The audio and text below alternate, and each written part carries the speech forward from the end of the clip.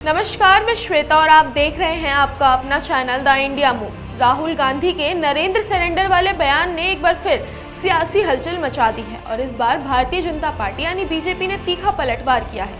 BJP के राष्ट्रीय प्रवक्ता सुधांशु त्रिवेदी ने बुधवार को दिल्ली स्थित पार्टी मुख्यालय में प्रेस कॉन्फ्रेंस कर राहुल गांधी पर देश की सेना का अपमान करने और राष्ट्रीय स्वाभिमान को चोट पहुंचाने का आरोप लगाया है। उन्होंने कहा कि राहुल गांधी का यह बयान केवल प्रधानमंत्री नरेंद्र मोदी पर हमला नहीं बल्कि भारत की सेना और देश के आत्मसम्मान पर सीधा प्रहार है। उन्होंने कांग्रेस पर वर्षों से सरेंडर की राजनीति करने का आरोप लगाते हुए कहा कि राहुल गांधी वही इतिहास दोहरा रहे हैं। आगे देखिए उन्होंने और कुछ क्या कहा है। पहली बार राहुल गांधी जी ने ऐसा बयान दिया है जो पाकिस्तान के सेना प्रमुख ने भी नहीं बोला, पाकिस्तान के किसी आतंकी संगठन ने भी नहीं बोला, मौलाना मसूद अजहर ने भी नहीं बोला और हाफिज सईद ने भी नहीं बोला।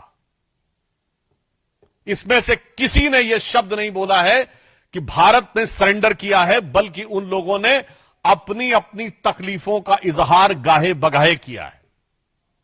अगर इसके बाद ये बोल रहे हैं तो मैं पूछना चाहता हूं, क्या आप उन नेताओं से एक कदम आगे जाना चाह रहे हैं?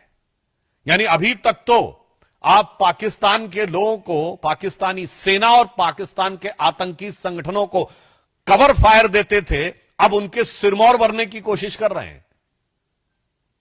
एक हिंदी में कहावत होती है, नया मुल्ला प्याज ज्यादा खाता है, मगर यहां गैर मुल्ला इस कदर प्याज खाने में लगा हुआ है कि उसे लग ही नहीं रहा है कि यह देश के स्वाभिमान और सेना के शौर्य और सेना का कितना भीषण अपमान कर रहा है।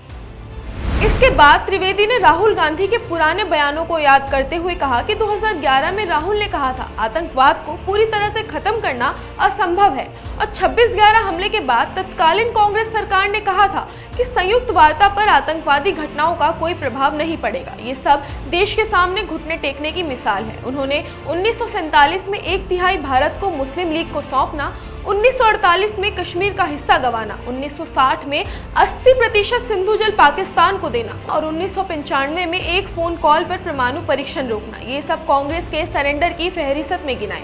त्रिवेदी ने कहा कि राहुल गांधी को पाकिस्तान और चीन को नुकसान पहुंचाने से तकलीफ हो रही है। उन्होंने दावा किया कि ऑपरेशन सिंदूर के बाद चीन की डिफेंस कंपनियों के शेयर बुरी तरह से गिरे हैं।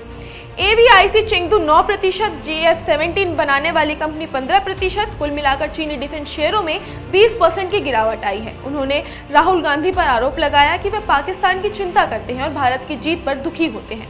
त्रिवेदी ने कहा कि राहुल गांधी बार बार पीएम मोदी सरकार और बीजेपी पर हमला करते हैं। वह सहन किया जा सकता है, लेकिन जब वे देश की सेना और स्वाभिमान को लेकर झूठ बोलते हैं तो उसे बर्दाश्त नहीं किया जाएगा।